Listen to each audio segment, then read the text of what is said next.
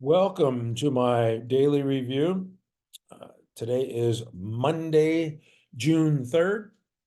And the Nasdaq, typically June and July are good months for the stock market. And today the Nasdaq was up 94 points or 0.56% and closed at 16,828.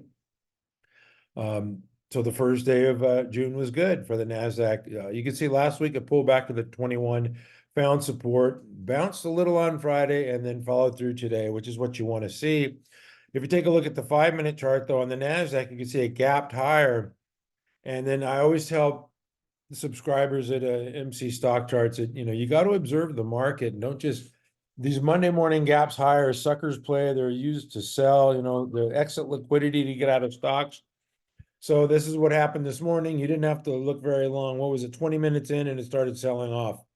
Came down, filled the gap here from Friday, made that low of 16,646, and it started rallying into the close. And that's what you want to see. The last 15 minutes, it rallied hard with volume into the close. So it was a good day overall for the Nasdaq. You just got to be cognizant of these Monday morning gaps higher. They gap up and then they pull back, and that's when the opportunity is, if it can rally into the close like it did today. But usually when they gap higher at the open, it seems like 99.9% of the time they sell off. I know it's not that high of a ratio, but they sell off quite often when you have these gaps higher. Anyway, the Nasdaq was up, like I said, 94 points. I'm not going to go through the Dow. The Dow is weak. The S&P, just flat on the session. It pulled back to the 50 last Friday and bounced, and then today kind of flattish. And then I think the IWN might have a good summer. It's set up here, a cup with handle, it's trading above the moving averages. IWM, it was down today, but I think it's set up, and it's kind of a risk on index, and we're just gonna have to wait and see. But my guess is, my hunch is that it's going to have a decent summer. All right, I'm going to get to stocks because I like to trade stocks and not indexes. And this is Apple. Apple's been on our ready list. You can see it's got a base on base pattern here, this cut pattern followed by consolidation. It had a 3 weeks tight pattern. Today it was up almost 1%. It's trading above its 10 EMA here. It gapped higher following its earnings report, pulled back to its 10, found support, and continues to find support along these rising 10 EMA.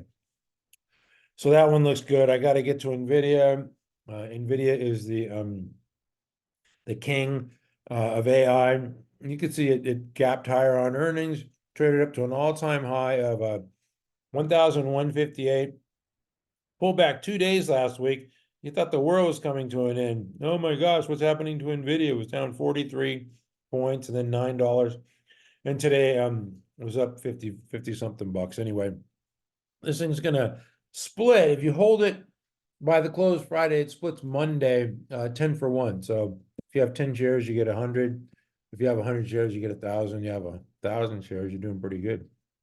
Anyway, I got to take a look at some of the other semiconductor names in the AI space.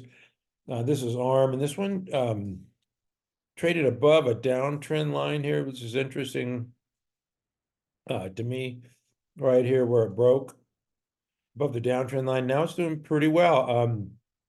Above the 10 EMA. Had a nice day today, 5.46%. Now Broadcom was upgraded today. I thought it would have a good day. I took it off our ready list because it's not performing. It's not looking good. It's just squatting here at its 50, which you don't want to see a stock do. And then AMD, this one, they announced new products today. And it looked like it was going to move this morning, but it traded up to, let me get the track price here. Traded up to 171.08, just fell out. You could see it close 26% of its daily range. So squatting at the 50, a downtrending 50. So AMD's got to get it in gear. Anyway, the Nasdaq is 1.2% off its high, and I've never seen such negative sentiment with the indexes, so close to highs. And the problem is the rotation, which to me looks normal, but they're taking profits from stocks and turning them into, other names. You could see DELL here. They reported a disastrous quarter, not a disastrous quarter, but their conference call was bad. They didn't have any answers for anything. They were stumbling and bumbling, and there's just no telling when Dell's going to really benefit from AI. I'm sure at some point they will. Jensen continues to champion Dell, but man, you got to deliver the goods on the bottom line, and they have not. So this one just traded down to its 50. Today, closed at 28% of its daily range, 132. But just no strength here. And the problem with this is it's when Dell sneezes, the other ones are catching colds. And here's a super micro just in a complete downtrend. That looks terrible below its 50. We got to avoid that. Vertiv. The thing about Vertiv has had a massive run. It hasn't based since back here in October of 23. So it's been running a long time. So you got to expect it to base at some point, and this might be the time.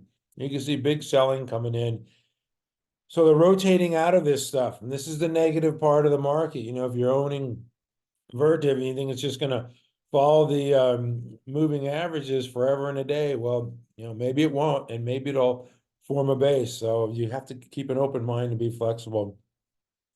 That to me is not good action, though. I mean, it sliced to 21 here with volume last week, and today, couldn't do much. So this is the negative part of the market. They're taking profits. Well, because the earnings reports were not that great. Software, the same thing. Software had its worst day in 10 years last Thursday. And CRM is responsible. Now it's bounced a little bit, trying to get back into this gap land, but it's way below its 200. That looks terrible. ServiceNow, same thing. Sliced its 200 with volume.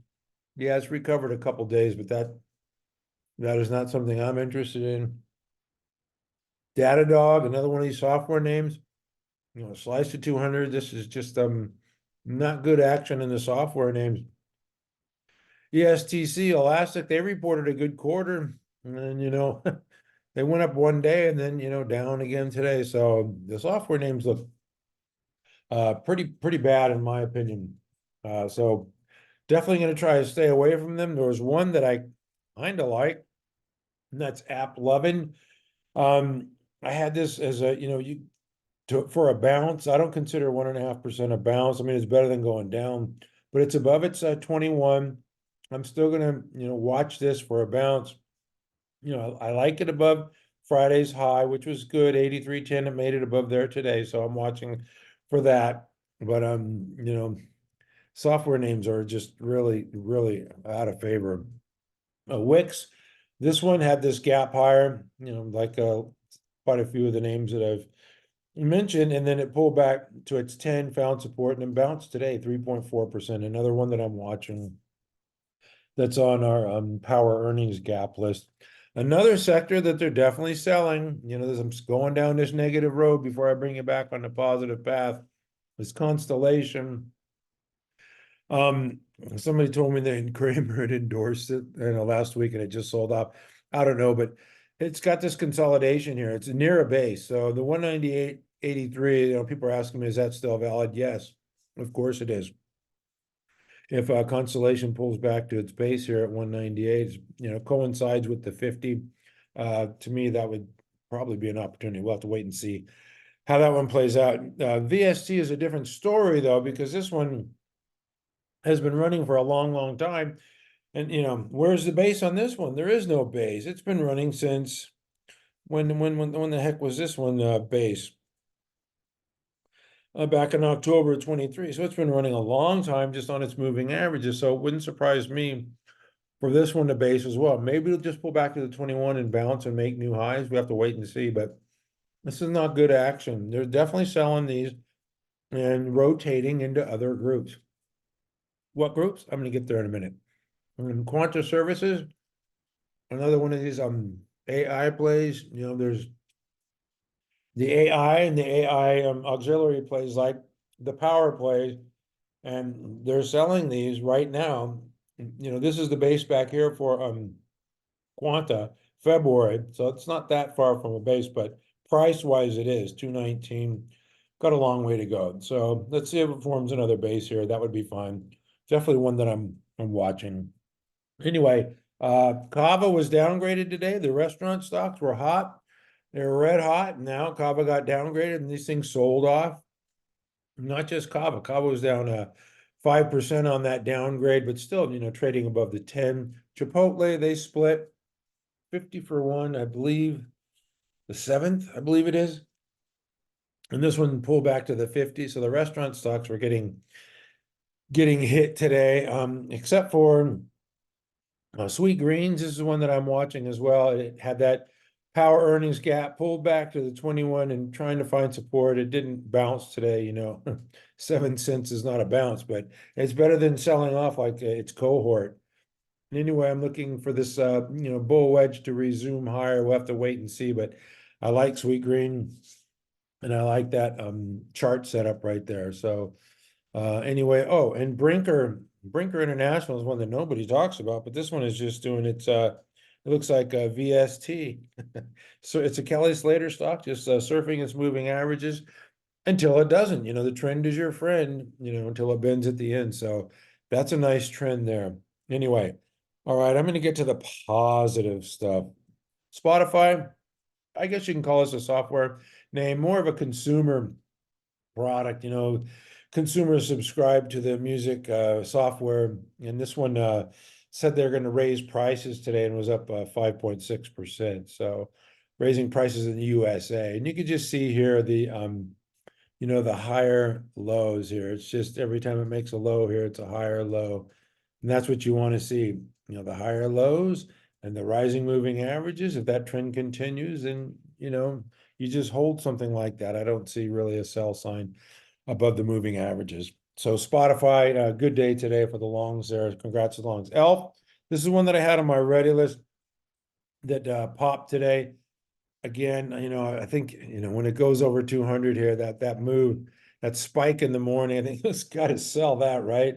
I was really surprised at how ELF moved here right off that 183 or whatever, up to blasted up to 200. When was it? Just last Friday, the 31st. Yeah, Friday was the 31st. It was down to 178. The next sessions is at 202. That's a heck of a move for ELF. So congrats to the longs there. I am a long. I didn't sell it on the spike, but that's what those early morning gaps are used for. Sell the spike, move on to something else. What? I don't know. But anyway, on the daily, you can see it just gapped higher. Another one of our power earnings gaps, made that bull wedge back to the 10, found support, and that's a bounce. That's what I call a bounce anyway. 177 to 202. Thank you very much. We'll take that all day long. 25 points to the upside. Congrats to the ELF longs there. And if you're looking longer term, I think ELF is going to be a big winner longer term, taking market share from Maybelline and Revlon and Estee Lauder. It's just consolidating on the right side of its base here. So, give it time.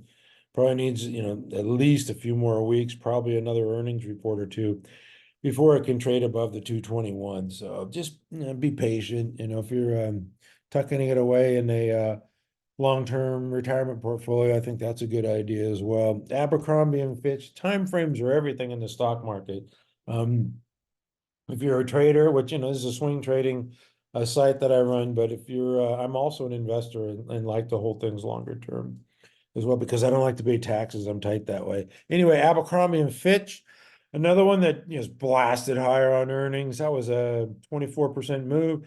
Yeah, it pulled back 2 days, but it didn't even get close to its 10 EMA. 8.4% on Friday. Today traded higher, and that the 10 EMA is rising so fast that even though it's up 1.6%, it got closer to its 10 EMA today, just by going not as high as it has been. Anyway, Abercrombie and Fitch, another big winner. I got to get to the drug stocks too, because money was flowing to not only those retail names, but to the drug names. GPCR, they had some okay data, but this is in the weight loss space. So the weight loss space is red hot, and it should be, because this is going to be the greatest selling drug in the history of known demand. Anyway, Novo and Lilly have a duopoly, and that's not going to change just because some companies have, some data, good data. But we need more and more companies with weight loss drugs because Novo and Lilly can't manufacture enough to satisfy demand. Goldman Sachs said there was going to be a 130 billion annual market. It's going to be bigger than that. They're being conservative. But anyway, the data came through. Investors cheered. The stock was up 54%. So definitely a strong move. Whoops, I want to go to Viking. Viking's going to be reporting some data here. It was flat on the session, but their data is going to be superior to GPCR. But let the GPCR longs have their day in the sun. When these guys release their data, and, a couple times this month, I believe we're going to hear from them. I believe it's going to be blow away the competition, and this one's going to spike as well, and GPCR will probably sell off. I saw an early morning market pre-trading. Novo was down pretty significantly on that news from GPCR.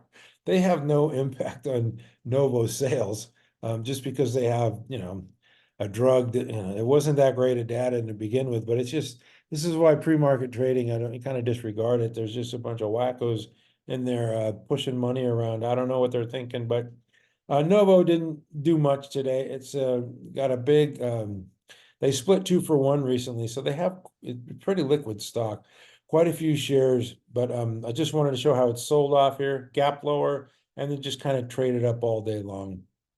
If I go to the weekly, it'll show you, like, yeah, 3,400 million shares in the float, 3.4 billion shares in the float. So that's a huge float. Takes a lot of demand to move a stock like Novo Nordisk. But I will just say it's setting up in a base, and it'll probably break out at some point here. I would imagine trade up 10% or 15% or so. It's just a long-term winner. Like I say, if you past results do not guarantee past past production doesn't guarantee future results, but you can see this has been a big winner for a long, long time, and just a well-managed company with a lot of cash on hand. Lilly, another one. If this one broke out, I had it on the Reddit list. I'm not to take it off. It's getting a little extended for me. If you're buying it here, you probably get away with it, but it's getting a little extended from its base. 4.8% above the 21 here, the rising 21. Once again, a slower moving stock, doesn't have quite the liquidity or the shares in the float, 940 million shares in the float, but it still takes a lot of demand to move Lilly. So they're not really that fast of moving stocks. And did I get to Vertex? I don't believe I did. This is another one that's been on our ready list. And I might have to take this one off. This one blasted higher Friday, and now again today. $14 move, 3.2%. And you could see this, people have made fortunes buying these cups with handle, a little pullback to the 21 as a handle, and then up 3 days in a row. Yeah, 0.5%, 2.7%, now 3.2%. So Vertex, getting a little extended there for my liking in this particular tape. Another group that's doing well is the computer data storage group. That didn't get hit as bad with the DELL news. Obviously, it got knocked down. DELL really, that report really hurt this tech industry, the hardware. But this one recovered today. And to me, this is still setting up in a valid base here, and that's a nice shakeout. That's what you want to see in a shakeout, right? People say, "Ooh, I don't want this thing. It's selling off. It's going lower." Well, maybe not. Maybe you just got shaken out. Now it's going to decide to go higher. I like this Micron, and I like Western Digital. Not quite as vicious shakeout, but traded down to its 21. Shakeouts before the breakouts, folks. Be careful of those. All right, and then okay, I got to get to the crypto names for all the crypto bros out there who give me a hard time. To me, crypto's, it's a currency. So it's like trading the dollar or a commodity like gold or oil. It doesn't trade off of a balance sheet. I know there's a finite amount of Bitcoin, so I'm not going to get into it. Coin looks fine. It was up 2.4% today and regained its moving averages, just consolidating in a base. Looks pretty good. MSTR, this is Michael Saylor's company. Once again, setting up in a base here. You can see that cup with handle pattern, a pullback to the 50, a nice shakeout. You know, shakeouts before the breakouts are very common. It was up 6.75% today. And Hood is one that I have on my ready list. This is not quite as related to Bitcoin. I mean, it is, but it doesn't trade with the commodity or the currency. A little more disassociated from it, but it keeps, I have people saying, I buy it 255, $20.55, and it goes up, then I sell it and it pulls back, and I buy it and it goes up, and I sell it and it pulls back, I buy it. That's one way to do it. But as long as it's support by that 10 EMA here, as I zoom in, you know, I think you're fine. This thing looks pretty strong to me. And yeah, it didn't close near its high today, 33% of its daily range. But you know, it looks to me like it wants to break out and then keeps pulling back. It's like that 10 EMA is a magnet for it for now. For now, you know, that could change. Somebody asked me to look at this stock here. I know nothing about it. Iris Energy, financial services, Australian Bitcoin mining. You know, I don't know. I don't know anything about it. You can see the earnings line's not bad. Looks like it's trying to break out of a stage one base. It's got, you know, triple digit sales and earnings growth. That's always a positive. But, you know, technically, I would just say, you know, it's trying to break out of this stage one base. So it's probably going to need some time. Closing range, 4% of the daily range, which is not good. But anyway, okay, I looked at it. That's just not my style, not my cup of tea, but good luck with that. I got to get to the medical stocks too, because they're looking strong. I think there was only two sectors up today, or maybe three. There was the medical and then the retail, healthcare, retail, and I think communications. But anyway, Lantheus is another one of our power earnings gap, as it gapped 16% on May 2nd. All it did was trade up and then back to its moving average, found support, and now the last 5 sessions trading higher. So Lantheus looks fantastic.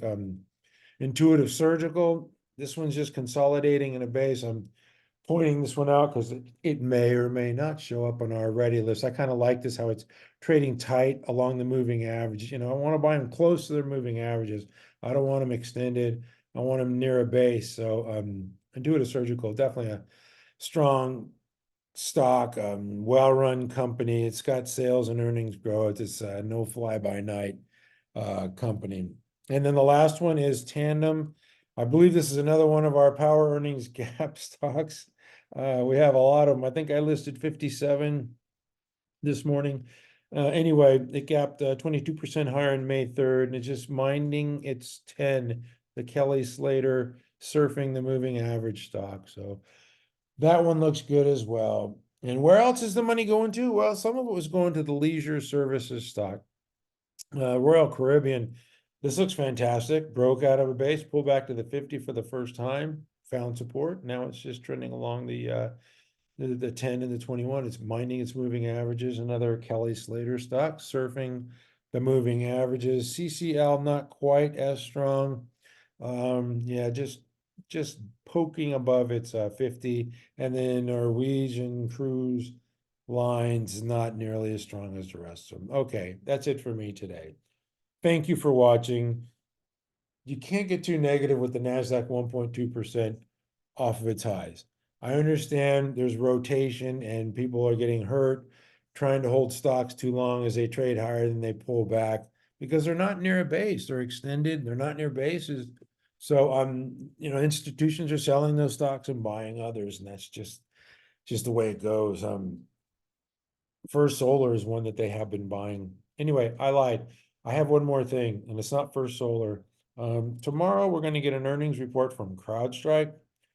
To me, this is a pretty important report. Obviously, software has been out of favor, but CrowdStrike has been able to buck the trend. I mean, I like the, you know, the big move that it had. We had this one from, I don't know, I want to say about 160 to, you know, a two-bagger, and then it undercut its 50 recently, then rallied back through, which I like, showing strength.